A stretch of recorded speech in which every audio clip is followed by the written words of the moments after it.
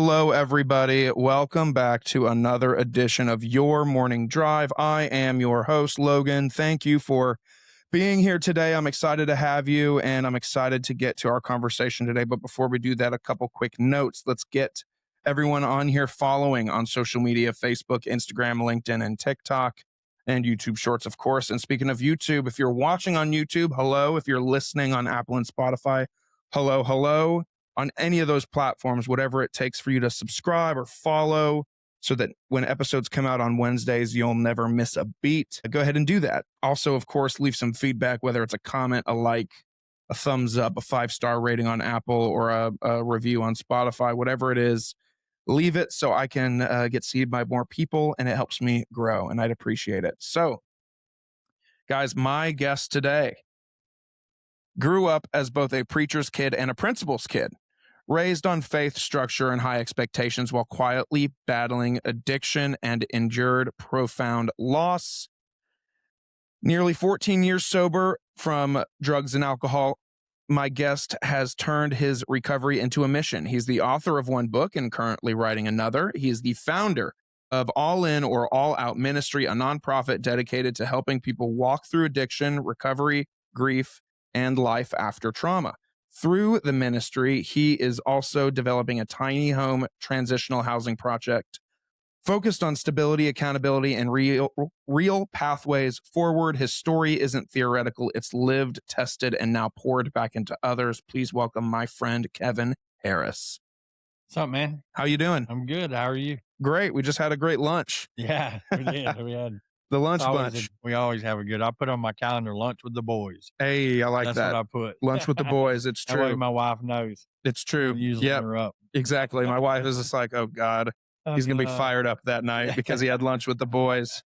But I usually say, please welcome my new friend, but I feel like I've been lucky enough for the last couple months to have gotten to know you a little bit. Yeah. So that's fun. And we just, of course, the day we recorded this, this will date us a little bit as we're recording this in about mid-February. But we just launched your website today, your new and improved website for allinoutministry.com. So go check it out. Yeah, super excited about that, man. And finally, kind of as this thing's progressed, the ministry's progressed, and things have come up. And I'm not saying my mission hadn't changed, but kind of the direction and the things that I'm a part of has changed. So now the website will reflect that, and so I'm super excited about that to see, man. I love it. I love it.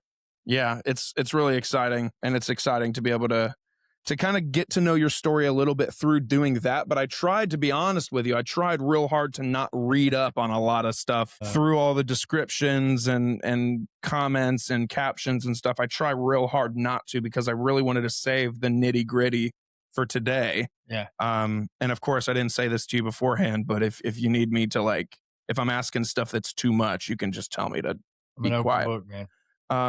So before we get into what you're doing now with the ministry and the tiny home community and all those things, do me a favor and let's go back. Let's go back to where you from, relationship with parents, siblings. What were you like in high school? Were you cool in high school? Were you a nerd like me? Like, what? Kind of give me the Kevin Harris origin story. Man, so I grew up Taylorsville, Georgia, here in Bartow County. We lived in a little brick house behind the school, Taylorsville School out there. Man, growing up, I'm the youngest of 4 boys. So even at age 48, I'm still my mom's baby. So she'll always call me her baby. I guess that'll always be till I'm gone. So I've learned to accept that. I used to hate it, but I accepted it. But I'm the youngest of 4. I was spoiled, not just, parents in general. I was very fortunate in the house I grew up in. Parents stayed together. Are they both still with us? So Dad passed about 5 years ago. Okay. And Mom's still with us. So Mom's still doing good. Just had ablation surgery last week, recovering nicely. Everything's going well. So she's good. Good. Sorry, continue. No, you're good. So growing up, very fortunate, like you're saying, Dad was principal, used to be superintendent of Bartow schools. I think he had some heart issues, caused some problems.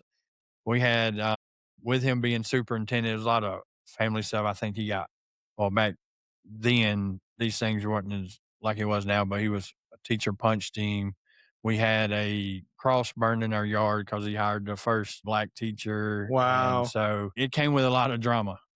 I'm going to interrupt you real quick, Okay. especially on that point right there. You had a cross burned in your yard. Was that by a particular group or was that just people around town? Or do So you really back know? then, I don't know the truth, but I mean, growing up in this town, there was a lot of we used to have that group around in this town, and so I don't know exactly because I was young. I was Okay. 9, something like that. So um, I don't remember, but I do remember The image of the it. image of it and everything. So Wow. it was crazy. So after that, and he, it gave him some heart issues, a lot of stress, and a lot.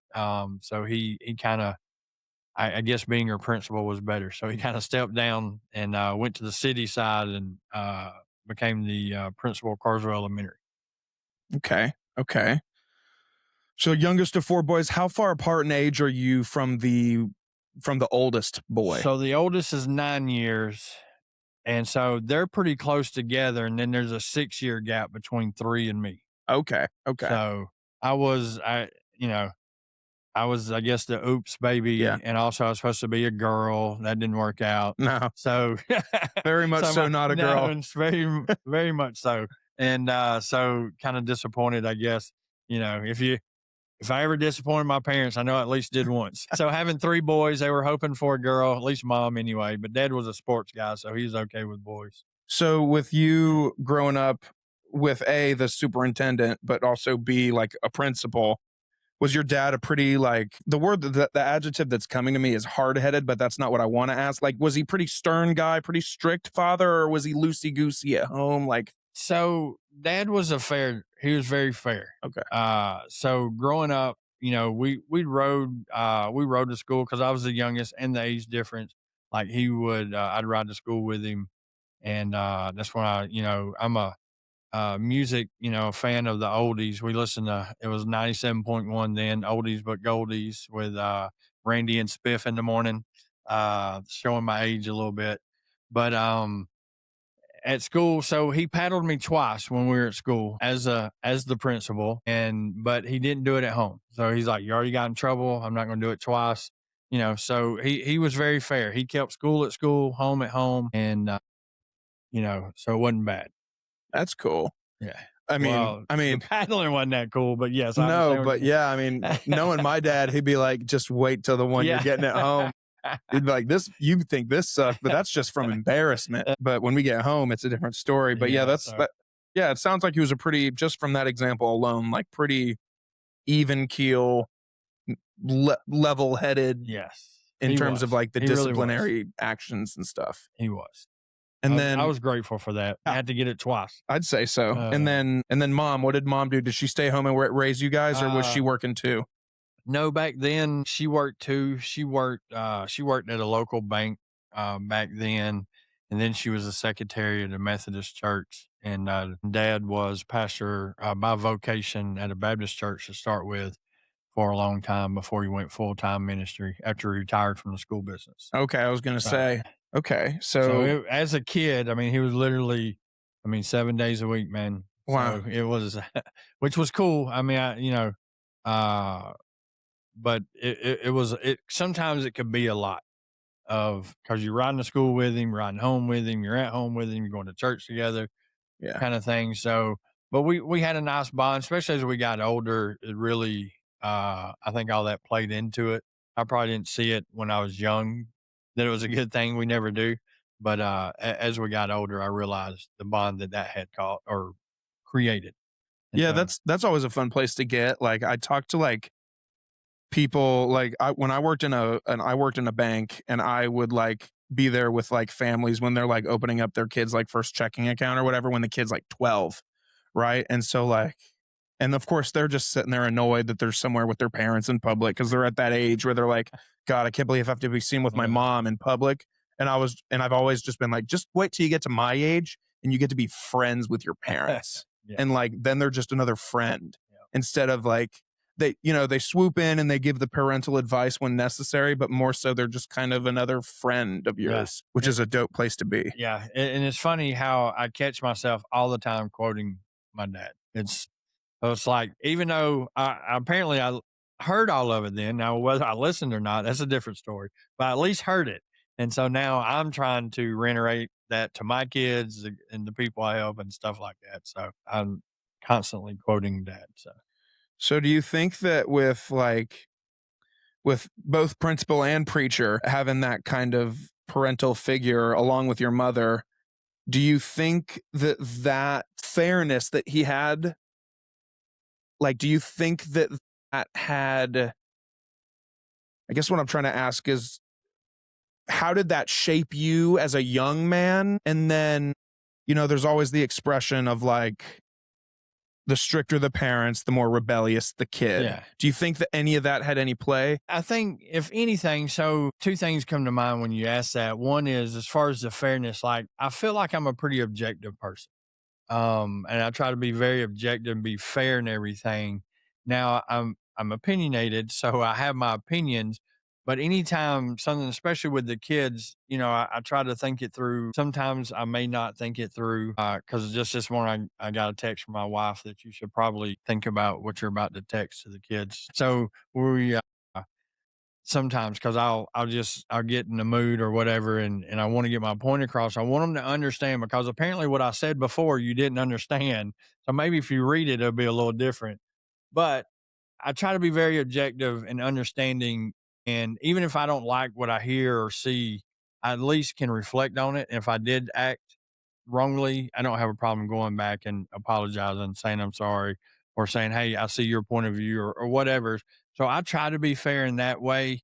And the other thing that it kind of sparked was growing up, being the youngest, I think, and being so connected with my dad and parents and my brothers and everything. It created kind of identity. I don't know, identity problem, or I searched for an identity for who Kevin was. Because growing up, you're like Doug's son, Gail's son, Ron's little brother, Craig's little brother, Jeffrey's little brother. Like they're going down the list. Depending on who I'm around, that's how I was referred to. So, like hearing Kevin and who I was, uh, I think it created an identity problem for me to figure that out. And I think that's why, as I started getting into middle school, high school, trying to search that led me down the path I did. And then, my personality of being, I guess, having an addictive personality didn't help with some of the things that I got into. And with those things that you started getting into, at what age did you start getting into them and what were they per se? So, freshman in high school drinking. So back then, the elementary, middle school, it's still there, but I don't think anybody's doing school in there now. So they're off of Old Mill Road. It was elementary on one side, middle on the other, and it's connected with the cafeteria. Dad was on the elementary side. So when I got to middle school, I can remember being in class one day. I came in with these fake earrings in my ear, and the teacher's like, "Come on, you're going with me." Grabs me by the arm and down the hallway, and I'm like, what did I do? And so we're going down the hallway. We passed the principal's office for the middle school. We turned the corner to go to the elementary side, and she takes me to my dad's office. And I remember sitting there in his office, and he's like, "Son, you want to put earrings in your ear? We can put a skirt on you and let you go to the girls' bathroom too." I'm like, "Yes, sir." So even then, when I was in middle school, I really felt like I don't say under him, but I felt like I still wasn't You couldn't able to, escape. I couldn't escape. And so once I went to high school, Carsville High School was across town. So I'm like, here we go. And so that's when I started first, like first day of class, calling the roll. They get into my name. Of course, they hear Harris, and he's like, is your brother Jeffrey or Craig Harris? And I'm like, yes, sir. He said, well, if you're anything like them, I need you to come up here and sit in the front. And I'm like, holy cow, like first day of school, man, I Yeah. can't even get away from it. Yeah. So that really kind of started man, I've got to get out from under this. And so I started hanging out with wrong people. So freshman in high school, started drinking. Um, I'd sneak out at night with a friend. I'd spend the night with a friend. We'd sneak out of his house, and go, drink, or I even drank at school with, passing under the stalls and stuff, that kind of thing. And by the time I graduated high school, it was pot, then meth, stuff like that. So early on, I got in, and I graduated at 17. I'm one of them young ones that I didn't turn 18 until after I Mm. graduated. And so So it really escalated as I got older. If it was, I tried to manage it in high school. I didn't feel like it was as bad, but I played basketball and fairly decent. And so during basketball season, like I guess I did drink during basketball season, but the other stuff I kind of left alone. But after the season or before the season, It was open it season. was open season. Yeah, that's a good way to put it. It was basically open season. And so I remember ending my senior year, man. I don't even know, it's a blur, and and I didn't stay at school. We could leave back then for lunch and go off campus, and most of the time I wouldn't come back. So that's kind of how that escalated. Uh, Started at 14 as a freshman, and things grew. And how does when you're a freshman and maybe the weed and the meth and that stuff kind of came later, like were you a freshman when you got into that stuff or was that sophomore, junior, No, that was pretty senior? much senior. Well, the pot was kind of throughout. The meth was kind of senior year, and then Okay. once I hit meth, it was all over. Then Well then how do you go from cuz like I feel like a lot of kids even today like drinking and some kids even I felt like I was not cool in middle school or high school. I mean, I had friends and I got along with people, but I wasn't invited to parties. yeah, Unless it was me and all my friends going to one of each other's house and playing video games and maybe sneaking a beer out of their dad's fridge or something. yeah, But I wasn't invited to parties per se. So like, I feel like most kids get the opportunity to drink at some point from like middle school, high school. Like some kids are given that opportunity. I never was. But like for weed, like I was a freshman in high school when some kid sold us a bag of oregano yeah. and we fell for it and we thought we were getting high and we thought it was the funnest thing ever. But like, I feel like a lot of kids, like that's actually like good or bad, however you see it, that's a natural progression. People Yeah. try things in high school and sometimes stick with them, or sometimes they upgrade to not the right word, quotation marks, to another drug of some kind or another substance of another kind. And so I feel like that part's normal. But how do you go from marijuana to meth? Like, I mean, and how and what high schooler has access to meth unless they're hanging out with like a 40-year-old guy who's giving it to him, you know? Well, back then, I grew up in the 80s. So in 90, I graduated high school in 95. So like 80s and 90s when I I grew was up. born in So 96. yeah, thanks for that. So I was doing community service while you were being born, probably.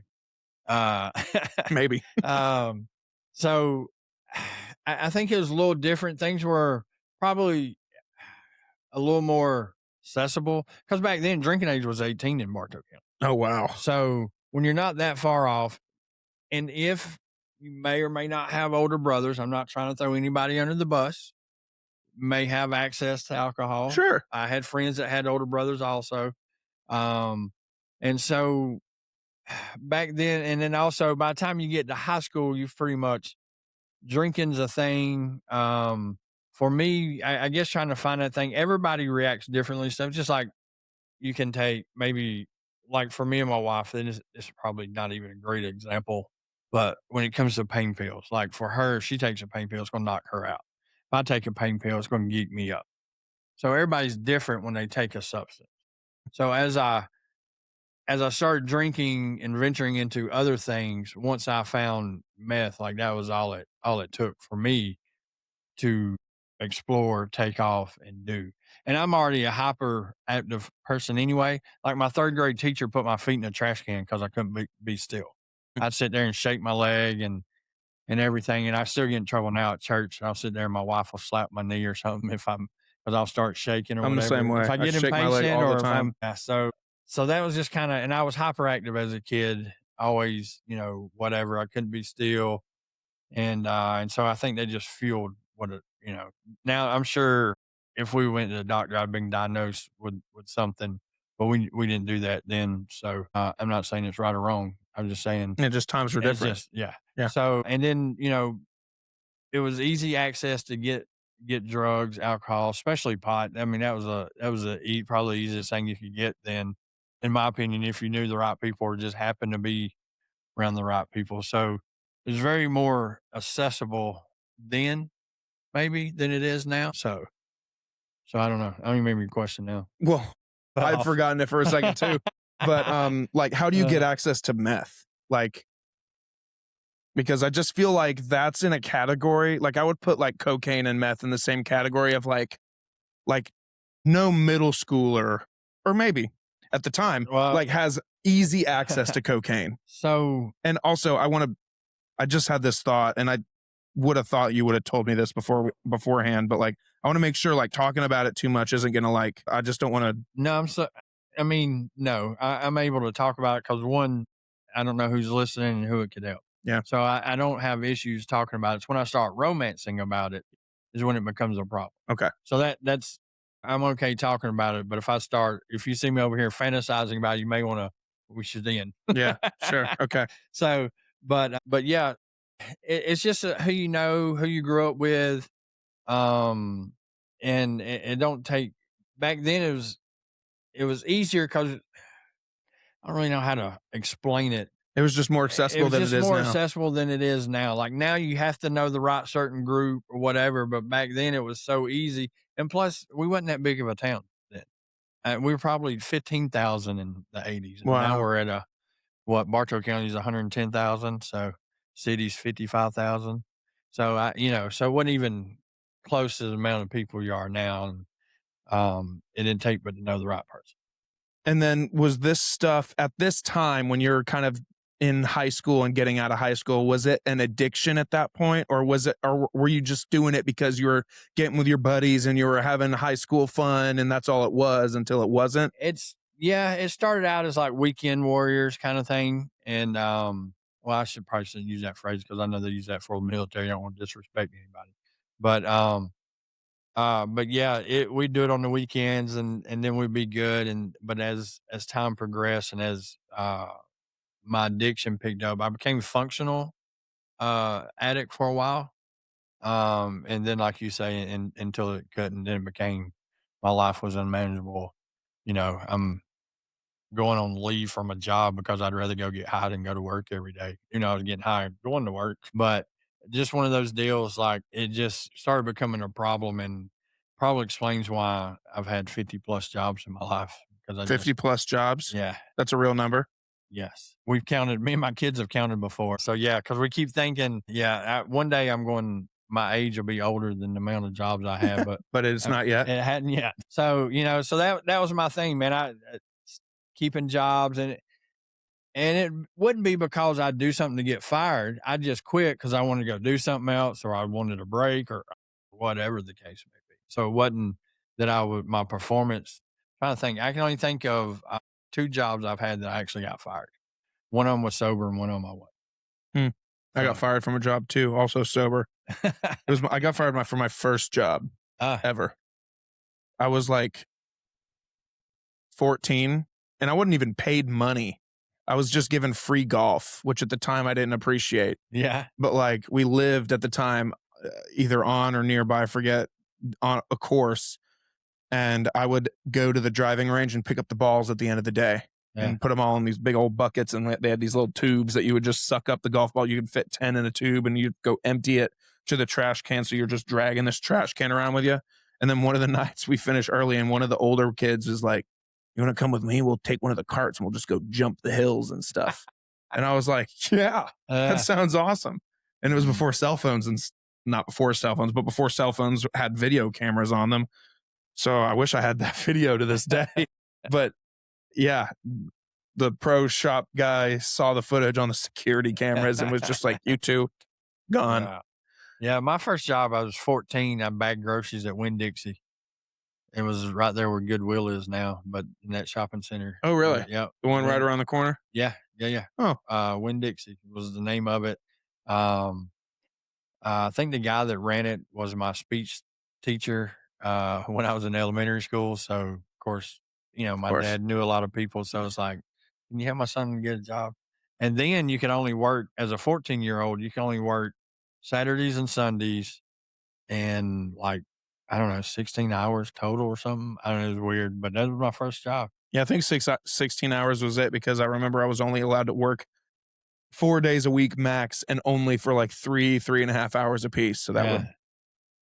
that would line up. But Yeah, but we're also there's a gap there. Well, You said yeah. during the week, I can only work Saturday and Sunday, so. Oh, true. Yeah, man, damn. They got a little more lenient with it by the time I rolled around. But okay, so you get out of high school Yep. and and this maybe played into some things, but you're finally free from the thing that is occupying your day for 7, 8 hours.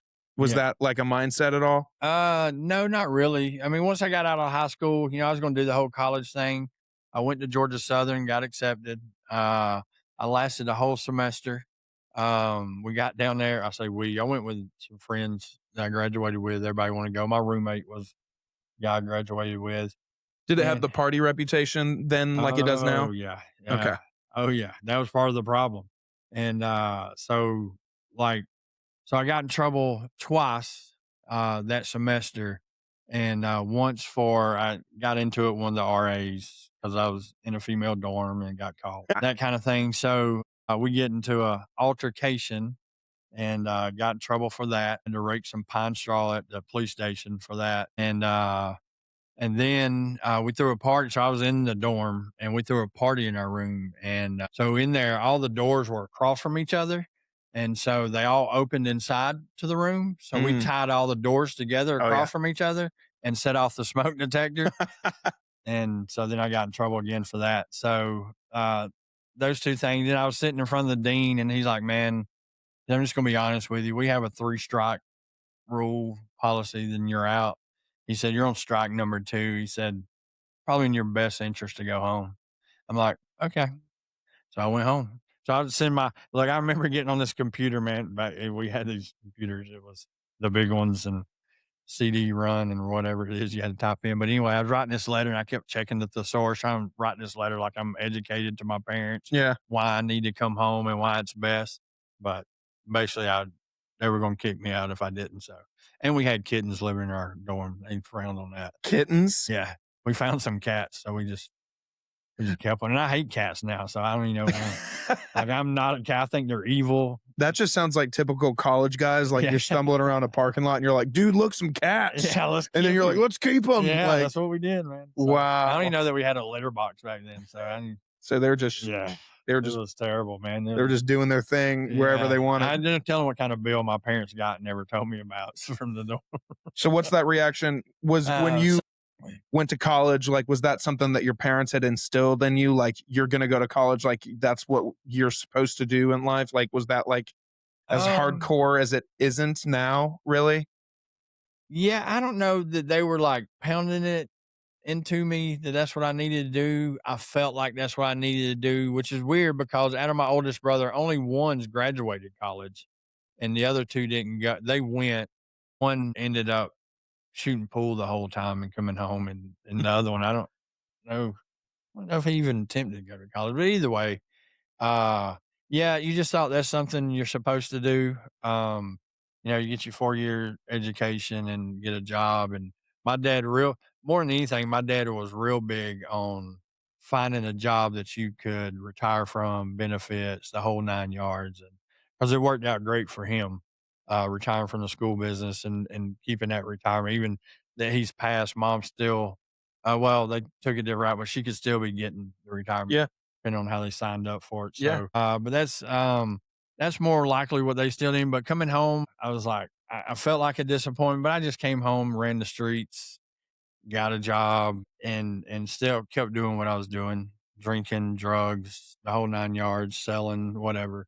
So you Uh, started selling at one point? yeah, yeah, it became, yeah, that's how I guess deep or whatever I got into it. I even one time supposed to join this gang and I don't tell this story too often, but we were at their place, an apartment complex here in Bartow County, and had a large sum of money. We were looking for drugs. Somebody found out, so they wanted to rob us. So they came knocking on the back door. And in this apartment complex, like we're in our early 20s, we're like 20, I think. I was 20. They were around 20, early 20s. And we stay up playing video games all night. And usually the neighborhood kids would sneak out of their house and come play. So we think that's what it is, man. And somebody knocks on the back door and uh, they as soon as I open the door, man, this gun gets shoved in my face, and I go to slam the door on it. The gun's still in the door. They pull the trigger. The bullet goes through a cabinet in the kitchen, up, comes out in the tub upstairs. And of course, I had a pistol, and I just I throw it to my buddy, whatever reason, down the hallway, and he shoots it over my head like a moron. I'm like, "Here, shoot back," and he did. So there's a bullet hole above the door. So that was nice explaining once the sheriff showed up and all that good stuff. So that was an incident. I was supposed to be in, it was all right before that, and after that, I'm like, scared me a little bit. I'd never been in an altercation like that, and so it made me a little nervous of the direction I was going in, but it didn't change nothing. It No. just made me nervous for a little bit, and then went back to it. But that was also about the time that I felt like maybe I should settle down. And back then, settling down meant you found a female, have a family, that kind of thing. So I kind of did that. I found a female. We didn't get married, but she gets pregnant. So growing up a Baptist preacher's son, you shouldn't have kids till after you're married, which I'm not, that's right. I'm not saying it's not right. I won't say Yeah. that, but that was what was instilled in me. And so I felt like I needed to get married. Well, she was of a different belief than Christianity. And so, So she was ready to rock and roll. yeah, so it really wasn't a big deal for her, like it was for me. So we ended up getting married because of that. And so that was me settling down and You got married? got married. Oh wow, I didn't know this. Yeah, so I got married at 20. Oh man, you fix find out all kinds of things. That was number one, by the way. If we're gonna track these things Marriage as we number go. one? Yeah, Okay. we got a ways to go because I'm on number 4. Really? Oh yeah, Shit, I had no idea. I had Yeah. no idea. yeah. So if we'll keep count. Well, we'll keep progressing down the story, but before we do, I wanted to ask, so before you got married to this first girl, like at that point you were absolutely addicted. Oh Like yeah, you were in addiction and full had been blown. for a few years. Addiction, and kind of you said earlier you kind of became a functioning addict. Yes. A lot of addiction hides in plain sight. So like I'm sure there's a statistic that that I don't know the exact number, but I'm sure there's a statistic saying like 1 out of 5 of your friends are addicted to something. And so what I'm trying to say is that it often hides in plain sight. And what how did you conceal it around the parties that it needed to be concealed? Or do you think everyone knew and So I wasn't a real big partier. okay. Like, I I don't know if that's the right phrase or terminology. Like, we didn't go to I didn't go to a lot of parties like at people's houses stuff. I'd hang out with some friends. We get high, do that thing. And doing meth is a lot different than going to a party where you drink, smoke weed, and everybody goes home and sleeps. Because meth, you stay up. And so you can stay up for days, weeks, whatever. And so you don't really have a party like that.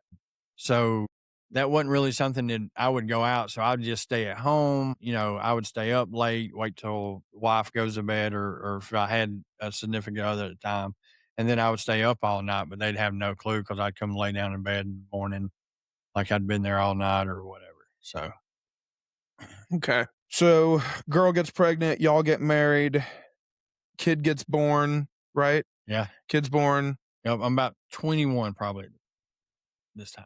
Okay. And Yeah. so Not a lot of time. so you weren't, you said like a lot of what settling down looked like was going and finding a girl, getting married, having a family, and then that was the kind of thing that sobered you up, was becoming a family person. Yeah, I don't Did know that- how much sober me up, but yeah. Did I that mean, happen at all? Like did you go through any kind of period of time where you stopped because of the relationship with this girl?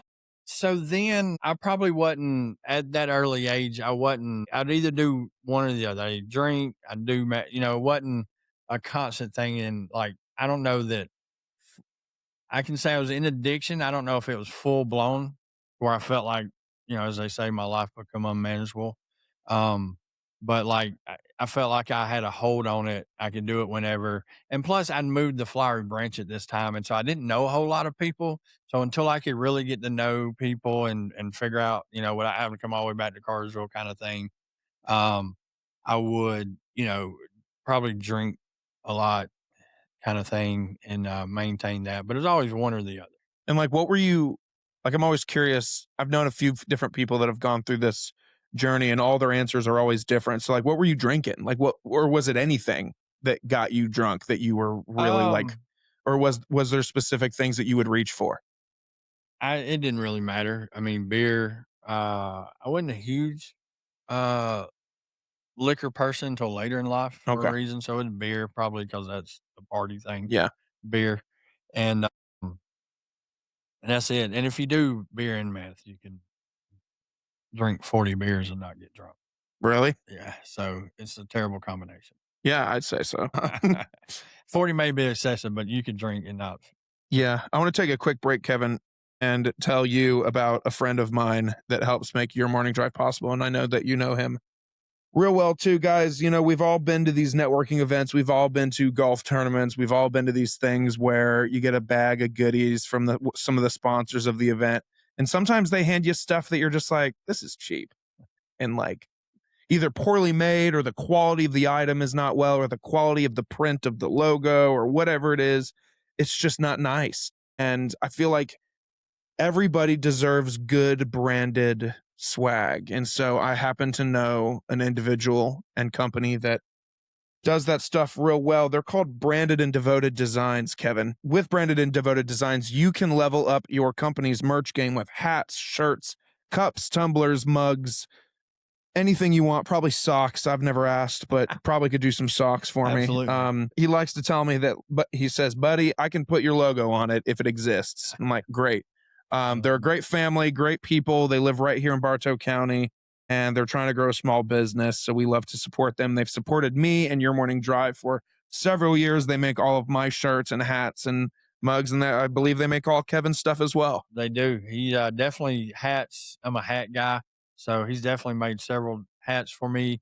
And actually, I just this week, hope he said they'll be done by the end of the week. But I got some beanies and little earmuff thing, headband things with my logo on it. So I'm Sweet. looking forward to it. So by the time that this comes out, then we should have some merch that There is you go. available to go grab. And likewise for me, everything that I've ever bought, sold, or whatever, damn blinds, they will they'll make it for you, and they do a good thing. So if you tell them that Logan sent you from the podcast, they will give you 10% off your order. So if you're a company and you're listening to this right now and you're like, I need some new stuff, it's that time where I re-up for my crew, or get my new employees a gift when they come on, like anything it is, whatever it is, re-up with Branded and Devoted Designs at their website, brandedanddevoteddesigns.com, and then you can upgrade that company swag.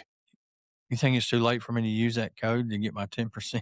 You could ask him, You never hey, know, can you man. back pay me? Can you refund me 10%? Uh, Next time you do it, say, hey, can I get Logan's discount? he's a good dude. Great company. They are great people. I love them. Anytime I get the chance to see him, or he calls me and him chat on the phone a lot. And so I just enjoy what he's doing. And he's just, Yeah. again, like just a good person. Yep. Continuing, I mean, Yeah. No, you complain about the blinds, man. If you'll turn them up the other way, yeah, it I won't was be as gonna, bad. I was gonna You tell should you to always turn continue, so you can do so that I and get can them out of your eyes. stand up. I wondered why you didn't do it earlier. I started to tell you then. I didn't know. I know you're still young. You haven't experienced enough.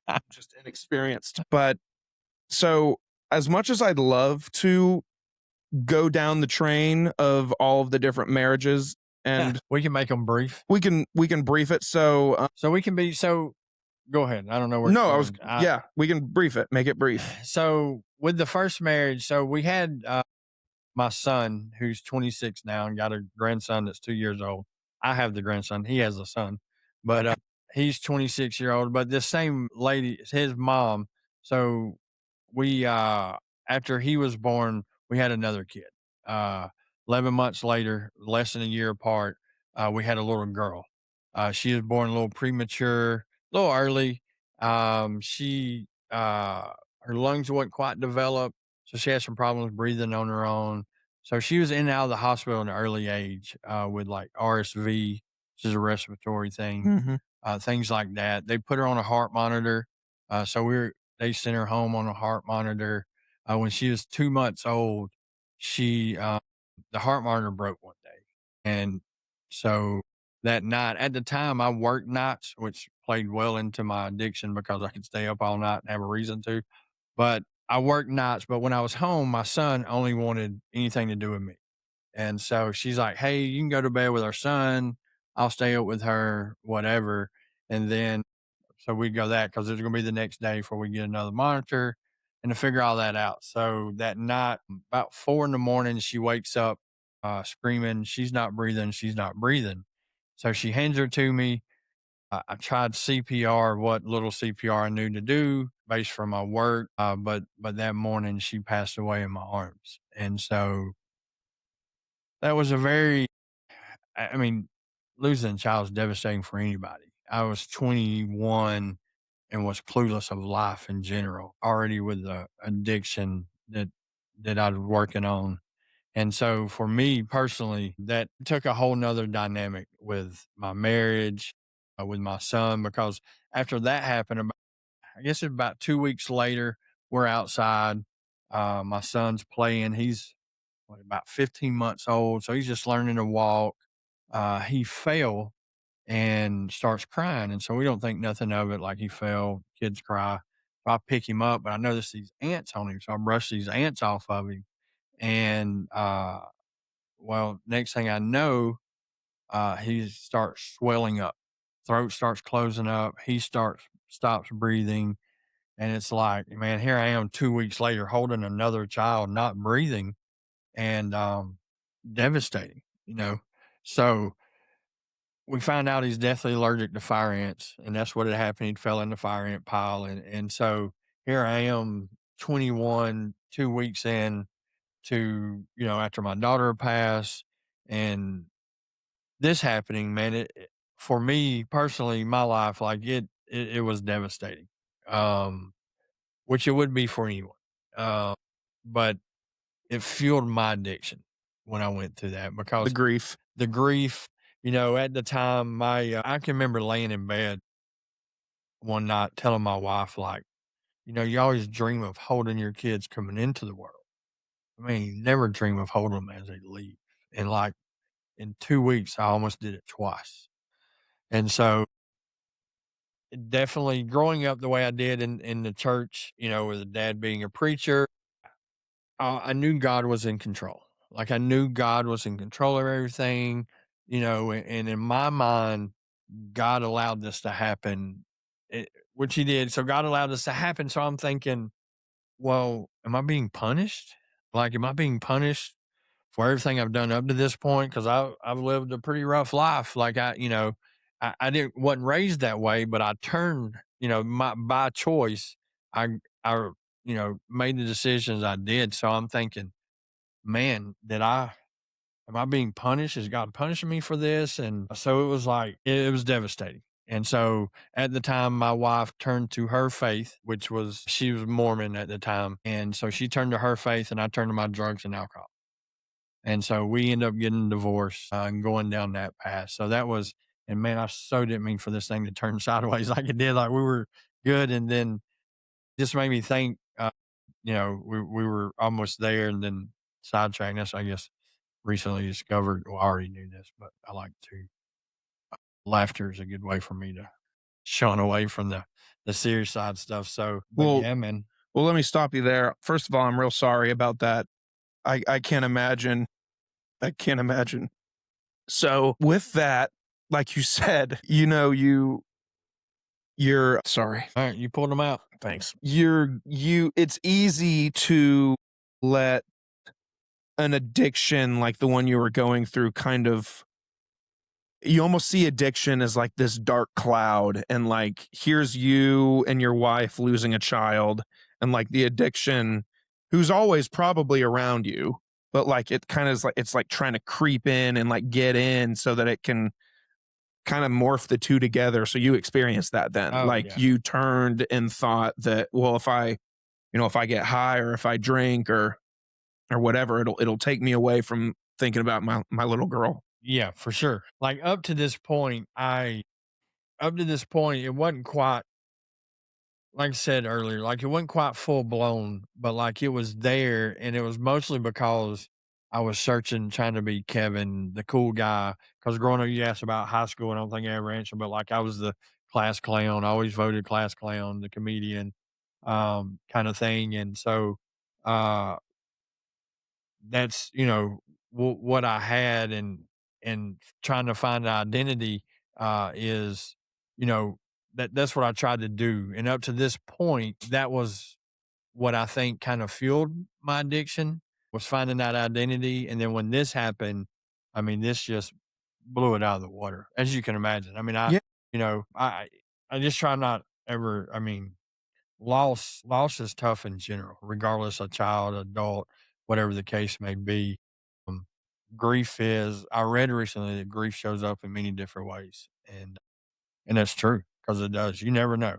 You never know when it's going, like I was telling you earlier, like, sometimes when I share my story, like, I keep going, it doesn't hit me, so for whatever reason, it did today, and so that's why we're both crying. So, my bad. Uh, Honestly, selfishly, it makes good content, Kevin. yeah, thank you. Um, but but also, it's one of those things that it is weird. I mean, my when me and Catherine started dating, geez, what's happening today, Kevin? Yeah. When we started dating, her sister passed away. I'd never met her, but there was a few causes, but one of them was she kind of overdosed, I Yeah. think. She also had, I think she had diabetes, and she'd stopped taking her medicine, and she was drinking, and all the bad things, Yeah. all the bad chemistry working together of course, is what made her pass. And then a couple, a couple years later, her mom died from cancer. And so I learned, besides losing my grandma when I was in high school, I'd never really experienced real loss. I'm lucky in that. But then, of course, when I meet her, and I go through that for the first couple years of our relationship, and of course, there were nights early on where she's just crying herself to sleep, and I'm doing anything I can to. I mean, we weren't even married then, not even engaged. I was just like, oh my god. Well, we were engaged when her mom passed, but I just know that I just know that it can be tough, and there's nights even still, and I'm sure you guys have it too, or you have it too, where you're just like, man, I miss my little girl, Oh, no and doubt. she does Well, the same thing with her mom. She's like, oh, I miss my sister, and you play these things out that for me, it was, well, I'll never get to walk her down the aisle. I'll never get to see her graduate. I'll never get to do these things. Maybe for your wife, it was, my sister was probably gonna be my bridesmaid. My mom didn't make it to the funeral. We were engaged, or to the funeral, sorry, to the she made wedding. it to that. Yes. Thank you. I love the Sorry, humor. babe. No, you're oh, but I mix those up. When I say mean wedding, I always say funeral. I don't know why I do that, because sometimes maybe because of my marriages have been funerals. But anyway, but yeah, I mean, her mom, she thought maybe her mom didn't get to see her walk down the aisle, kind of Yeah, thing. And so you play all that out, man, and it just adds. And then you've got the first Christmas without them, the first birthday without yeah, them. Then you got the anniversary. Like for me, it's been 26 years since she passed. That was February 9th, 2000. Today's February 11th, so 2 days ago was the anniversary, 26 years ago. But, everybody handles it different, and as time goes on, sometimes it gets better, you have good moments and bad moments, and it's like this year, if I'm being honest, like, it never crossed my mind what day it was, because used to, my parents would always text me on that day, and I used to frustrate the stew out of me, because I'm like, I'm trying to move on. I'm yeah. trying to move, I'm not trying to forget, but I'm trying to move on. And then eventually, now that my dad's passed, I'm like, "Oh, I kind of miss that text." You know what I mean? But this year, until at night, me and my wife had gotten home from a Bible study, and it was like, she said, "I'm so sorry, I forgot what the day was." I'm like, "What's today?" And then when I realized the date, I was like, I said, because she had read a post that my son's mom, my ex, had wrote, because she feels a lot of shame and guilt, because she was holding her that night. She was holding her, and she fell asleep, and at some point she had fell kind of in between her leg and the uh, arm of the chair. And Mhm. so, even though I don't hold any blame towards her, she still feels the guilt and shame. And so she posts about it every year, which is fine. Everybody deals with grief differently. Sure. I know that, as much as anybody, that everybody handles it different, deals with it different. And, but I made it this year, and in the years past, I wouldn't even come out of my room when it first happened. I'd stay high or whatever and wouldn't even leave the house kind of thing. But I guess part of it is there's time in between. They say time heals all wounds. I'm not a huge believer in that, but and you know, just puts distance between it. That's all. Yeah. Well, thanks for opening up about that, man. I just, yeah, I won't harp on it anymore. But so you unfortunately turned to your Yeah, so we go substances, to and then you guys go drugs and through alcohol. divorce, Yep. and then I even flew out.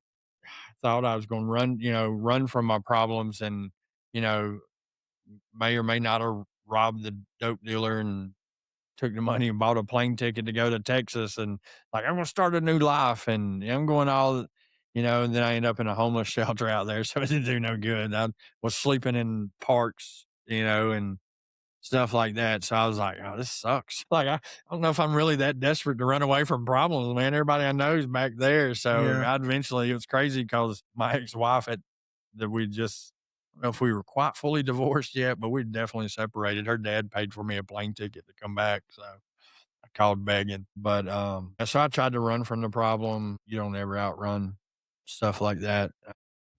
And so, yes, addiction started getting bad. And in 2002, I remember going to my parents, telling them I had a problem. Probably one of the hardest things I had to do to admit to my parents, even though they knew. they knew. Yeah, That's what I was just talking with the guys in this program I do at the jail the other day. I was like, we think people don't know, but like when I see people out in public now, I'm like, holy cow, please tell me I wasn't that bad. So, but people know. And so I went to treatment, got help. They cleaned for a while, ended up getting married again to this lovely girl I met at church. She was a lot younger than I was. We had a good run. It started becoming, I found out some things while we were married. At this time I've got a son that's like 7, 8, 6, 7, 8, somewhere around in there. Uh, I'm really good at math until I get put on the spot like this. yeah, All goes away. yeah. But anyway, he's 6, 7, 8, somewhere around in there. And one day we were having issues. Things wasn't looking really good. We were trying to go to counseling with a youth pastor, almost getting a fist fight with this youth pastor in Waffle House one day. That's two things that make sense about where you were at. I mean, Yeah. you were wanting to fight somebody, and you were at Waffle House, Yeah. so Well, there you go. they go together.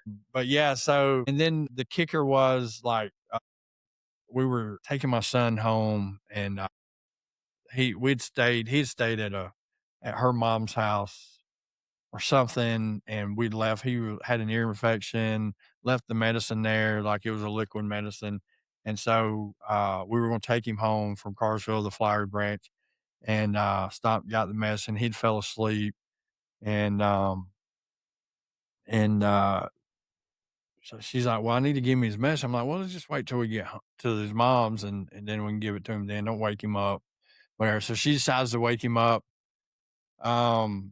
She kind of grabs him and pulls him up to wake him up. And so I grab her and I'm like, don't do that. And then she turns around with the spoon that she was going to use, kind of, I don't want to say stab. It didn't penetrate, but I hurt like crap. And so I was like, oh, I'm done. I'm out. I'm over this. And so we end up getting a divorce. And it wasn't probably too long after that, go to work for my brother who owned a dealership at the time. He'd always been in the car business, and go to work there. And of course I meet somebody else. Like I think for me, this is like 7-ish, oh 7, 8. I felt like after the first divorce, I felt like it was easy to get out after that. I had this sense, so really marriage didn't mean nothing to me at the time. Plus, I was in and out of church, stuff like that. And so I don't know. So meet this girl, of course we get married again. Like out of 4 marriages, only one of them was at an altar. The other one, 2 were in the living room, and one was out at a lake. So, or yeah, lake, pond, whatever you want to call it. But so this third one was like, it didn't last long. I was sober when we got married. This is one thing I realized in this marriage. I learned a lot, obviously, through these years and life experiences. But with this one, so we met, she drank, I didn't. I was clean and sober when we met. Okay. So I'm like, okay, not a big deal. Like, we can get married. I don't think it matter. Well, then I find out she smokes pot. I'm like, oh, pot's nothing, not that big of a deal. I get mad now when people say, oh, it's just pot. I'm thinking, yeah, it's just pot. Yeah, But it's just the gateway. yeah, right. So I'm like, oh, it's still not a big deal. I can be married to her, not be a big deal. Well, we get married. And then all it took, man, bad day at work. My brother was going through some things with the dealership during that '07, '08 Yeah, where sure. everything crashed. Yeah. He had a dealership, our number one seller of SUVs, gas $5, so nobody's buying SUVs, driving around these little Aveos. And and so he just bought another dealership when this happened. So man, that really put him in a pinch. Mhm. So things wasn't going well for him, and I was part of the business. I'd worked my way up from washing cars to manager, and it was a bad day, man. I came home and I was like, "Hey, got some weed?" And smoked a joint, and She then let you have it? oh yeah, that's another story. Anyway, she yeah, I smoked a joint, then I started drinking. Next thing you know, I'm out smoking meth out back, and for me, everything leads to meth on my relapses. Anytime I relapse, regardless of what the first item I take to get high, You get back. it goes straight back to meth, and that's when my life starts spiraling. And so after this one, that's what ended up happening. And I'd gotten so bad, and I went to man, this is a great country song. I went to work on a Saturday because car business, you work Saturdays, and we were supposed to go camping the next week. It was our birthday. We were going camping, and so I go to work Saturday morning. I come home Saturday night, and she had packed up the house and moved out. So that's how that one went. Alright. So that was number 3, and so I just continued my addiction. I got clean again, started working with a nonprofit, doing stuff, helping people, and this was probably about the time when I got clean this time is really when I started feeling like I wanted to help others who'd been through what I've been through. And so through all that, started working with a nonprofit that did that. Ended up, man, something about me and fist fighting. Ended up almost getting into it. One of the founders, because there were some lies told about me that wasn't true, and but they believed it, and so they wanted me to resign because I was helping run a transitional house. And after I resigned, I was devastated because I'm like, I'm working for a nonprofit, faith based, and so dude lied on me, and like I didn't know what. Yeah. I was devastated. So I ended up relapsing, man. I remember I was riding with my boss. We cut grass, and we was going across 140 up into Dyersville, man. We was going over the bridge. I remember seeing the McDonald's, the Golden Arches. And I told him, I said, man, I'm tired of getting knocked down and pulling myself back up. I'm done. And I relapsed that night. I think I took a pill, started with some pills and pain pills, And and found its way then back to meth. find his way back to meth. And by this time, I'm shooting it up. So I started shooting up meth. And so that's when my life really came spiraling down, man. Started shooting up meth. And I did something I thought, man, I'd never do in a million years. And I broke into a church. And I just didn't break into any church, man. I broke into a church that my dad pastored for 20 years, church I grew up in, church that everybody knew me. My dad had been resigned for about almost 2 years when I did this. So broke into a church. Of course, it didn't take long for them to figure out, who did it. It's pretty obvious. Plus, they had me on Walmart video trying to buy iPads with their credit cards, because you think about that stuff when you're high. So, So what uh, were you breaking into the church for? money. I knew the safe, man. Back then, I knew the Mm. safe codes, and of course, they must have changed it because I ended up having to literally break into the safe, even though I knew the alarm code and had a key to the building. Which that's why I thought I'd get away with it. It Wow. was till I got to the safe that I thought I didn't know the code, so I had to literally go to Walmart. This is how dumb I am on meth. How dumb you were, but go On on. meth, yeah. Sorry, yeah, were. Thank you. So it was Memorial Day. Is Memorial Day the first one that comes in May, Yeah, at the yeah, end of yeah. May? No, I always get them mixed up I too. do too. So Memorial Day weekend is Sunday night, and I'm like, they had church today. People, there'll be money. I know the safe code. And I just got done shooting up in a raceway pumping gas, and And so I'm like, "Oh, I got a key. That'd be easy. Easy, Mark. Just get the money, move on." Well, because I'm like, well, it's Sunday, nobody will be there Monday because the church office will be closed. So it'll be Tuesday before they even find out.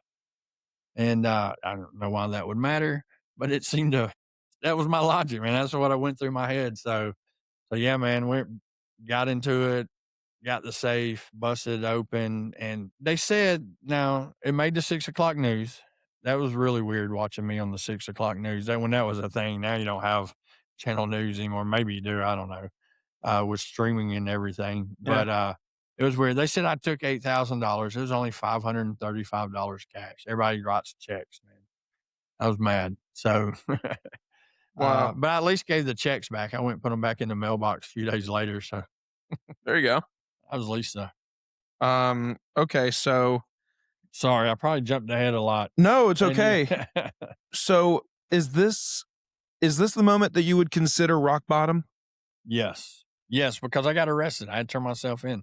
And then Um, so you went to jail. Went to jail. Okay, I was waiting this whole time. I was like, maybe he didn't go to jail. I No, was like, this no. whole time, I was like, I thought Yeah. you served. My new residence was 104 Xena Drive. And how long were you there? 119 days before I finally got my sentencing. So I did go to jail, turned myself in, and on the way up there, like I called my parents. I'm like, "Hey, come get," because I was wanted. The news broke, like the 6 o'clock news broke Friday night, and then and by then, once your face is plastered all over the TV in town, it's like, where are you gonna go? What are you gonna do? It's just a matter of time. So I'm like, maybe I'll turn myself in. And so I call my parents. I'm like, hey, Saturday, I'm like, hey, come get me. I'll turn myself in. They're like, okay. So they come got me. We're on our way up to the jail. I'm like, all right, here's what we're gonna do. I had a plan. We're going to go up there. I'll turn myself in. We stop by the bondsman, talk to him, go ahead and get my bond, and y'all can just bond me out. And so they're like, yeah, okay. They're just listening to me on the way up there. And I go in, turn myself in, and yeah, they didn't bond me out. I was bummed. About a week of being there, I get this care package that's got deodorant and toothbrush and toothpaste, and I'm like, I think I'm gonna be here a while. So, yeah, I could have got bonded out. They chose not to. Talking to them after the fact, after everything, this was June the 2nd, 2012. After everything, they're like, yeah, that's probably one of the hardest decisions we ever had to make to leave you in there. Because as a parent, you want the best for your kids. You want to help your kids, especially when they're in trouble. And they chose not to, man. And for me, I'm grateful to this day. Now, at the I was going to say, sorry to interrupt you, but they chose not to? yes, they Or chose. did they choose to help you by doing that to you? Well, there you go. That's what I was going to say. I look at it now as it was the best thing that happened to me. Yeah. Because here's the thing. At the time when I got in trouble, I had two co-defendants, two females. We all three got arrested at the same time. And me and another one stayed in jail. Her grandparents wouldn't bond her out. She stayed in jail. The other one bonded out and 2 months later died of an overdose. And Wow. yeah. So when I look back at that, I'm like, that'd been me. Because my intentions were not to quit when I got arrested this time. Mine was to get bonded out and go right back to where I was. Mhm. And so yeah, so it was the best decision they made and best thing that ever happened to me. Because I think that's what part of what put me on the path to the recovery where I'm at. And so then, you serve time and Yep. then you get out. I get out 119 days. So I was facing 16 years in prison. That was my sentence. That's what was, if God really hadn't intervened, You would have been, you'd still be in I'd prison still be today. in prison because it's 14. If I'd gone day to day, I might be out by early, good time served, early release, but it wouldn't be too much. But yeah, I mean, I think about that, like 16 years, almost 14 years clean. Like Wow. that's still time in there. And so I was fortunate, man. I got sentenced to go to rehab for 6 months and to do accountability court called drug court here Okay. in Bartow County. And then so you go through all that. Yep. And so you going to jail was the turning point for you. Like once you got out and you got instead of getting sentenced to 16 years in prison, you got the drug court and the rehab. It was in that moment they were like, this is the way. Like, this is the path. Yeah, so it was really probably a year into it because I was still under the mindset, fake it till you make it. Wow. Because Yeah. I mean, Yeah. everybody in jail told me, don't do drug court. They set you up for failure. I'm like, well, I'm not doing 16 years prison. You stupid? Yeah, I'll do anything Yeah. to not Like do six. if I get to do drug court and get out of here, I'm in. Like man, I'm good at fake. I can fake it till you make it. That was my mentality. And a year into it, you had to do random drug tests. Like you had a phone number you had to call every night. They just signed you a color. Mine was orange. And if they called your color, you had to be at probation the next morning to take a drug test by 8 o'clock. And so it was the weekend I went when Carsville won high school baseball championship. It was in Gainesville, and I went up there to watch it with a buddy on a Saturday. And I forgot to call that night because they say, especially call on the weekends because they don't do it a ton on the weekends, but occasionally they will to catch somebody off guard. Well, I forgot to go. I didn't call it, so I didn't know I was supposed to go. And so when I got back Monday um, in class, I was like, hey, I missed drug test yesterday. They're like, really? We don't have you down as you missed. I'm like, are you kidding me? I'm just kidding. They're like, well, a missed drug test was considered you failed drug test. And so even though I didn't use or fail, like I still had to be sanctioned. And so to be sanctioned, they put you back in jail. So like it could be a 7-day for the first offense, 14-day for the second offense, or if you do something else, like there's different numbers and Different levels of, yeah, yeah. of sanctions. And so like, well, since you told on yourself and we'll give you the weekend and you can keep your job and whatever. At the time I was working at McDonald's, man. I never thought I'd be flipping burgers at McDonald's 35, but man, it was a good job. I worked my way up. But anyway, so I went for the weekend, and when I was in there, I realized, man, it was 1 year today since I turned myself in. Like I'm sitting in jail 1 year from the day I turned myself in, completely sober, completely clean. And when I was in there were some of the same people from a year ago. And Mhm. I'm like, no, I'm out. Like I don't. That's when it clicked for me. Like I don't want this. Yeah. You're like, some of these dudes are still here and Yeah, are gonna be here. yeah. And there, some that got out and came back, and so I'm like, I don't want that. And so that's when it clicked for me that I think I'm done. So, okay, so let's fast forward a little bit. So you Right. get out of all this stuff. You're done with drug court. You're done with rehab. You go back after you tell on yourself. You get out, and then so I guess what I'm trying to get to is at what point did you see a gap in essentially the stuff you're doing now?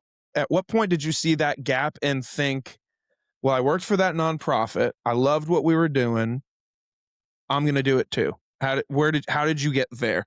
So I knew I enjoyed helping other people. And I found that people, and especially my dad being a pastor, talking to a lot of parents, they had kids that were in addiction. And so my dad would like reach out to me and say, hey, we got this couple that's got a son going through addiction. We'd be willing to talk to him. I'm like, sure. I mean, it ain't that big of a deal to me. And I didn't really think nothing at the time, but as over time, as I kept doing that, I'm like, I don't want to sound selfish at all, but I found a joy in that. Like I found helping other people that have been through what I've been through help me to stay clean because I was helping someone else. The focus wasn't on me; it was on trying to help them keep them clean. In doing that, it helps me to stay clean. And so over time, I'm like, man, I'd really love to do this more often, full time. What does this look like? Man, I worked at the first time I got clean, I stayed on at that halfway house I went to and worked there for about 2 years. And so I'm like, I enjoyed that. And so I'm like, I'll do a rehab. Why don't I just build a rehab? I'll teach. And one thing I noticed in this time was when people get out of jail, they've got nothing to fall back on. They get out, they hang around the same people, go back to the same house, the same friends and all this stuff, the same job, and it's just a vicious cycle for them. I'm like, what if I started a rehab?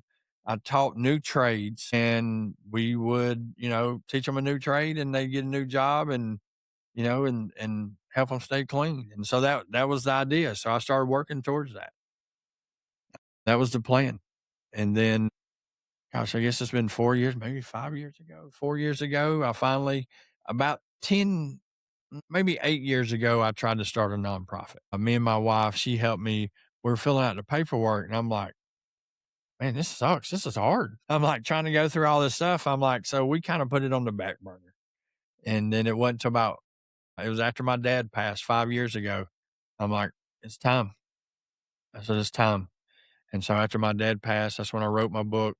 I broke my collarbone acting a fool on a four-wheeler. I'm way too old for that.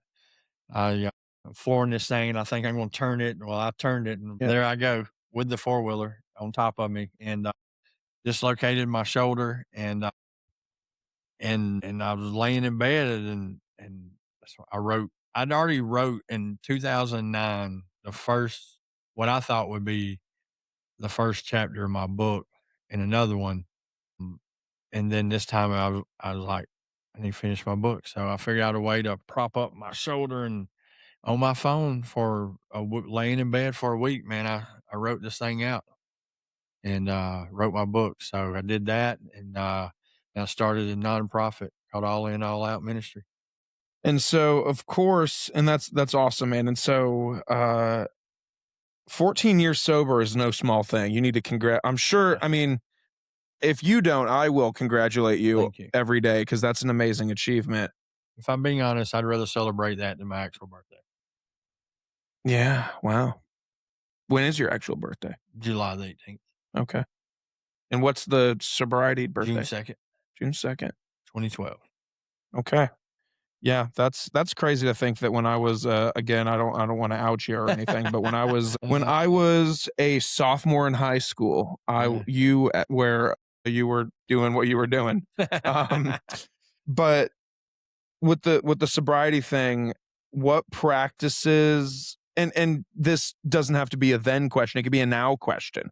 Like, what practices today, beliefs, guardrails did you put in place way back that have still set you up for success to the fact that you're still 14 years sober today? So support group, so is a big deal. Having people around you, guardrails I put in. It's funny you say that because that's what I'm working on with my book. We know what guardrails are. They keep you on the road from going off the deep end, kind of thing, or off into water. What I do for guardrails in my life is number one, I've got no business going to clubs anymore, so I don't put myself in situations that could end badly when I go out to eat, whether it's by myself, with friends, or my wife. They're like, "Oh, it's an hour wait, but you can sit at the bar and eat your food if you want." I'd rather wait an hour or go somewhere else because why would I want to sit there and eat food and stare at liquor bottles? Now, drinking wasn't my thing, but I know where it takes me. Yeah. So I at least have enough self awareness to know what that'll lead to. So I don't do that. I don't go hang out with the dope man anymore. You know what I mean? They say if you hang out in a barber shop long enough, you're going to get a haircut, which is true. Dad always said nothing good happens after midnight. Pretty sure everything I did wrong was after midnight. So I'm an early bird now. I go to bed, I go to bed early or try to, and I get up early. So stuff like that, and I could go on. The people, places, and things. You got to figure out what your triggers are, figure out those things, and so I make sure that I've got stuff in place. And even when me and my wife go to weddings and they drink after, we have a conversation on the way there. When are we gonna leave? Yeah, when's good, and while we're there, she checks in with me, and so yeah, It's awesome to hear that you've got somebody in your life now that is probably the fourth and final. yes, yeah, And yeah. So to put it in context, we'll be married 10 years, June the 5th, and this marriage has lasted longer than the first three put together. wow, that's incredible. And I love that you guys got married a few days after your Right. anniversary for sobriety, and you also got well, since I came after you, we got we got married 2 days before you did. June the 3rd is our anniversary as well, so that's fun. So only dope or only awesome people. If you're watching on video, you just saw me like that internal thought of like, oh God, I just said The word the dope. word dope. But one thing I really respected is a few weeks ago we were talking about something and we mentioned alcohol, and I said, and you said, well, if alcohol's there, I'm not going to be there. And I hadn't even considered like what that meant for like someone who had been through what you've been through.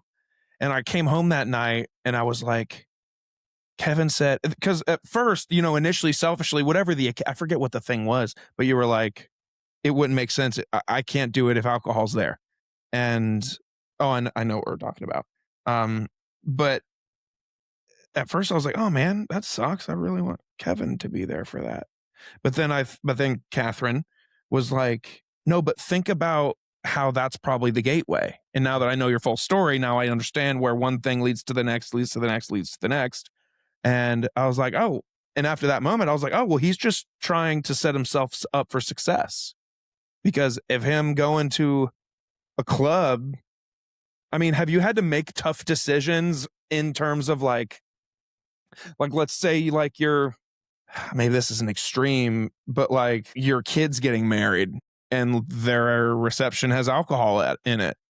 Like, would you have to have a conversation with your son or your kid beforehand and just say, hey, man, I love you to death, but you understand? And I assume everyone in your family, like your kids, would understand. Yeah. I mean, I'd understand if it were my dad coming to me saying that, but Yeah, they all have an understanding where I come from, where I stand with that. I have 2 kids over 21 now. So, like, and I'm not one, if you drink, that's fine. That I don't have a problem, with you drinking, and everybody, eh, whatever preference you have. And so I do have, one son that drinks occasionally. And when we go out to eat, like we took him out, we usually take our kids out for their birthdays.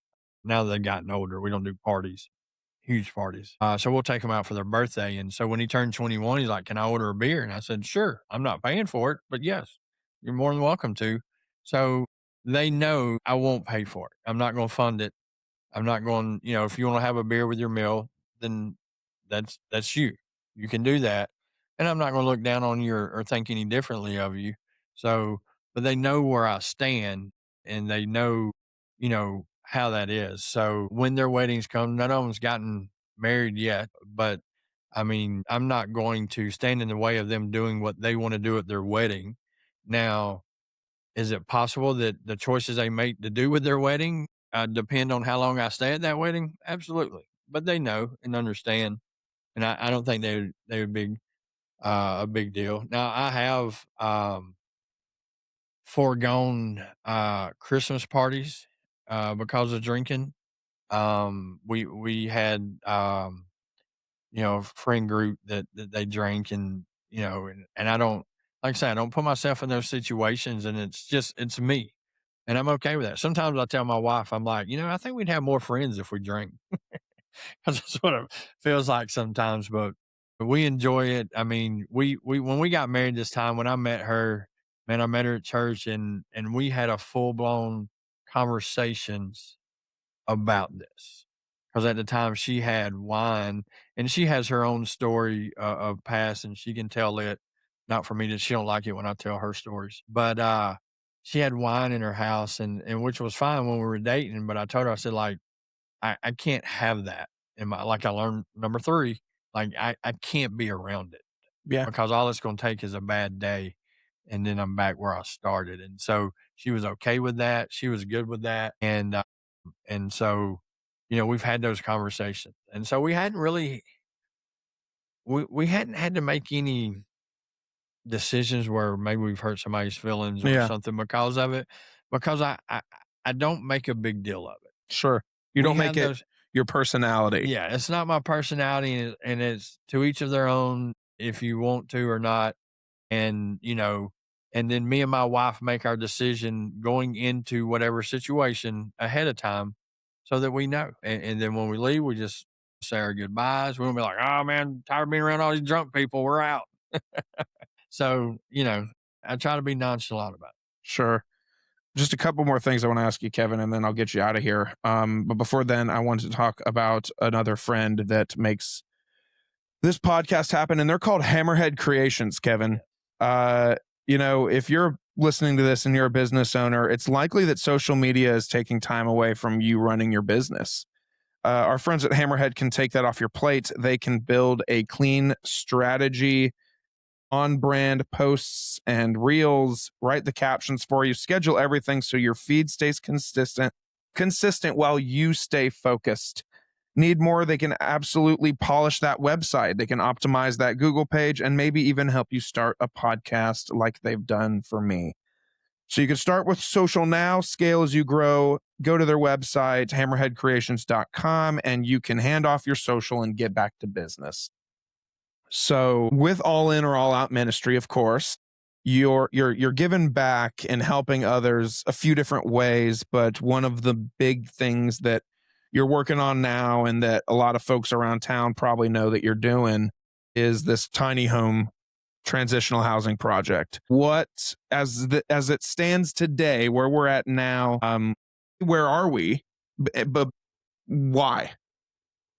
So, man, Or maybe you answer B before A, but you know what I mean. it's fine. Yeah. So, like I said, I wanted to have a rehab, teach different trades, stuff like that.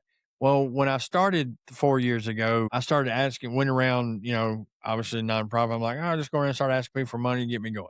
Well, I met to one guy that's a friend of mine, and he's like, "Have you talked to zoning about building that?" And I'm like, "Zoning got to do with Yeah. me building You're like, this who's building?" zoning? What's Yeah, his last name? yeah.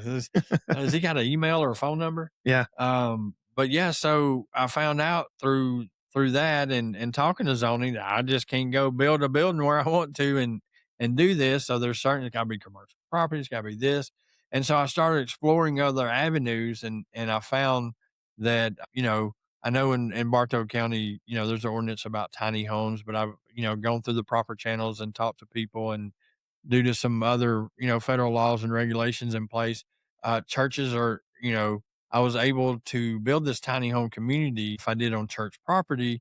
And so that's how it got started. I reached out to a church and said, "Hey, what do you think about having some tiny homes on your property and, helping guys who coming out of jail, rehab, fostering out of aging out of foster care, what would that look like? Would you be okay with that?" And they're like, "Well, I don't know." So we went through that process and they finally said yes. And the crazy thing about it is the church that I went to is the church that I broke into.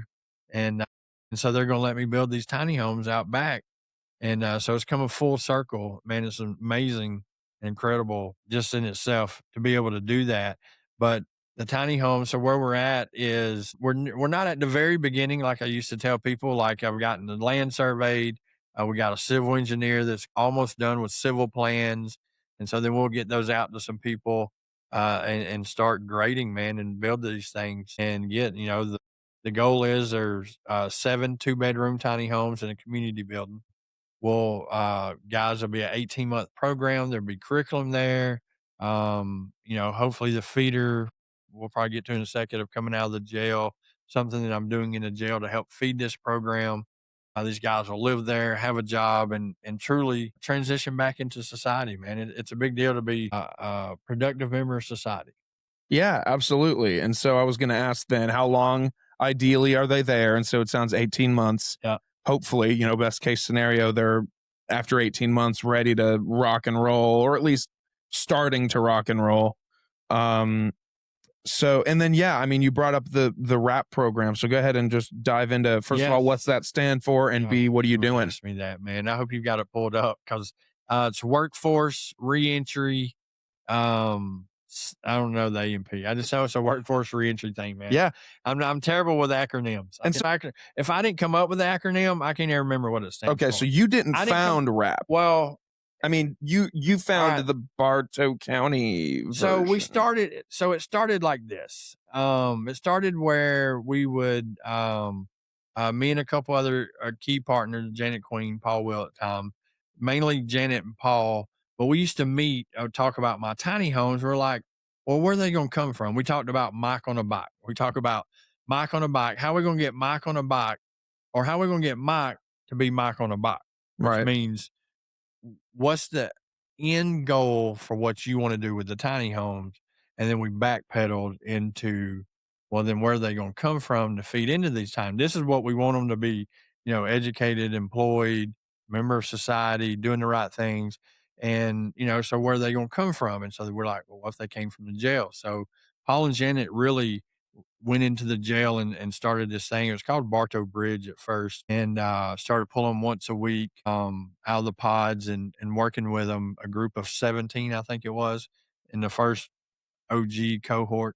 And after we went through that, about halfway through that, Paul's his involvement kind of went into he got a job with a local church, and so I kind of stepped in, coming in every Thursday and talking with the guys. And so we were like, well, what does it look like if we had a small group, 10 to 12 guys? We had them in their own pod. We had a classroom. So this thing kind of evolved into that.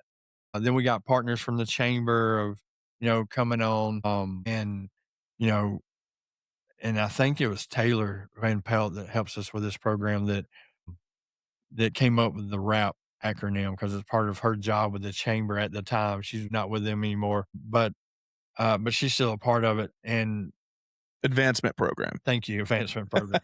Work workforce re I already get that because of reentry in the workforce, because that's basically what it does. So this program, so she came up with that acronym and part of her thing at the time. And so, and Major Mark Mayton is a big part of who we lean on through the sheriff's office. That's kind of spearheading this thing, and Captain Hovers, who in part runs the jail, and Officer Fletcher is the officer that's just for these guys that move them around and take care of these guys and watch them. So this thing's evolved from just meeting once a week to they have their own pod, their own, and we go to classrooms. So we have stuff like we partner with the Compassion Center to come in and teach, getting ahead while getting out. We have, Recovery Bartow, the arena comes in, help teach classes of substance abuse with them. We partner with Chat Tech that comes in and does, like, we taught welding last time with the last cohort, able to do a welding certification, industrial maintenance certification. We have all these different partners. Talatuna is a big part of it. The different partners that's helped put this thing together. And so me, Janet, and Taylor, and Mamie from Recovery Bartow are the ones are the we've we kind of help put the You've been spearheading it, yeah. spearheading it as far as putting everything together, the programming efforts and all of that. So the goal is they're 6 months in there, they get all this training. So when they get out, even though I probably won't have the tiny homes done with this cohort, but that was part of it's how all this, I guess, kind of came together.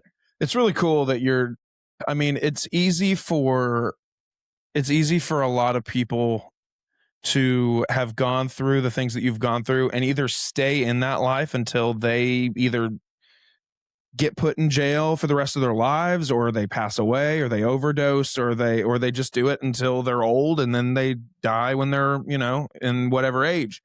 It's easy for that to happen, but you somehow defied all of the odds and made it out. And it's just a really cool story, man. So I mean, if someone's listening right now and either they're the spouse of somebody who struggles, or they themselves struggle, or whatever it is, if they're in some kind of situation where they're close to someone, or is the person that is struggling with an addiction, or anything that you kind of have dealt with throughout your life now, what can you tell them? I mean, what can you say? What could you point them in the right direction? I mean, what would you say to them? Yeah, man. Here's one of the things that I talk about is if they've got breath, they've got a chance. There's hope. I tell people it's about progress, not perfection. Sometimes, man, we go into these things and think, oh man, I got to nail this thing. Like I've got to quit, whatever, man. It can be about progress. Now there's different pathways to recovery. You've got institutions, you got faith, you've got nature, you've got, well, whatever the case may be to get to recovery, but it's about progress to get there. And you don't have to do it uh, all at once. It takes time. For me, it was a year before I even realized that I wanted this thing. And so, man, it's easy to give up on someone who feels hopeless. It's easy to give up on someone who feels like every decision they make leads them down the wrong path, but you can't give up on them. It causes divorces. Here's the thing about addiction, man. It doesn't discriminate race, age, gender, none of that, man. It don't matter who you are. It can get any of us, but it's about how you react to it. And, you know, the opposite of addiction is connection. Just connecting with people. We always feel like we're alone. Nobody knows, nobody understands. But once you feel like, once you realize after isolating whatever, there's that connection. And if you've got someone going through it and you just got to hang in there, it sucks because we hurt the ones that are closest to us. The ones that love us the most are the ones we hurt the most. And it sucks and it sucks, but it's part of it. And there's hope, man. That's what I try to instill in people when I tell my story, when I do what I do, that there is hope and, that it can be done. So I don't know. Maybe that answered your question. No, it does. It does for sure. So, I mean, if you want to go ahead and plug the ministry, tell Yeah. people how to get involved, how to support you in your mission and doing these homes, because of course we're not going to be able to build these homes for free. So, yeah, plug away. Tell the people how to find you. So All In, All Out Ministry. You can go to my brand new website, just dropped February 11th. I know this won't be aired then, but from Hammerhead Creations. I'll use your terminology, did a dope job of creating the website, and really, man, he really was able to show what I do with the pictures he used, the way it's set up, the way, like, my website before was good, but it didn't show what I do on a daily basis, and now it does. And so you can go there, all in or alloutministry.com is where you get to it. I'm on Facebook. I guess I'm on Instagram now. I was already on Instagram, but I wasn't a huge poster. But now that somebody else, Hammerhead's doing my Instagram, more plugs for him because he's amazing and really helped me out, because he does things for me that allows me to do what I do. So I wouldn't be able to help the people I do if I couldn't say, "Hey, Logan, can you make this one pager real quick? Because I can't." And so that's been huge, a part of that. But all in, all out, man, it came from, that's how I've lived my life. I've never been one on the fence. I'm either all in or I'm all out. And that's where the name came from. And but yeah, these tiny homes, man, I've been fortunate so far. People have donated their time and resources and their job. But I know at some point I'm gonna have to come up with some money to pay some, fees or whatever the case may be that I'm gonna have to pay to get some of this stuff done. So yeah, you can go on the website. There's a donate button. You can email at aiaoministry@gmail.com if you want know more information. There's a place on the website where you can, for more information, volunteer opportunities that'll be coming up for sure. But yeah, the website right now is probably got everything you need to know on there, and everything, to reach out to me and get me. My number's on the side of the van. So, tell people all the time, it stays on all the time. The ringer does. Notifications don't, but ringer does. So if you need anything, need help, whatever. I just helped a lady. It was crazy. I don't even know how she found me, other than, yes, the website or social media, Facebook maybe, but in Florida, down in near Miami, I saw it. trying to help. You saw what? Like, did they message you on Facebook or something? I saw the message come through. Yeah. Yeah. So, like, man, she reached out, called me, and trying to find her husband. I tried to find one down there. Like, he was down there, and so, man, I can call around. Some people don't know who to call, how to call, what to say, but it can be tricky sometimes. So, man, I'm not above. If I can't point you in the right direction, I definitely got friends who can, and I'll be glad to connect any way I can. Awesome. Well, guys, thanks for sticking along with us through this. I appreciate you being here. And Kevin, there's people that you meet throughout your life that you just, like, you meet them and you might click instantly and you just know your buddies, and getting to know you today through this, and doing the website with you, and I just feel, on a selfish level, I just feel insanely lucky to know you. Appreciate that. So, Friends that cry together, stay together. amen. So thank you for doing what you do. It's insanely powerful and insanely inspiring. So, guys, again, please, I'll have the website in the description of the episode. So if you're interested in learning more or giving back or giving your time or whatever the case may be to what Kevin's got going on in his mission, you'll be able to do so. Of course, follow along on social media. He plugged the profiles. Just search either AIAO Ministry or All In or All Out Ministry. You could usually find it on any of those. And again, I'll make sure to link everything below. Thank you guys for tuning in today. Thank you, Kevin, for your time. Thank you for the And opportunity, man. absolutely. And we'll see you guys next time.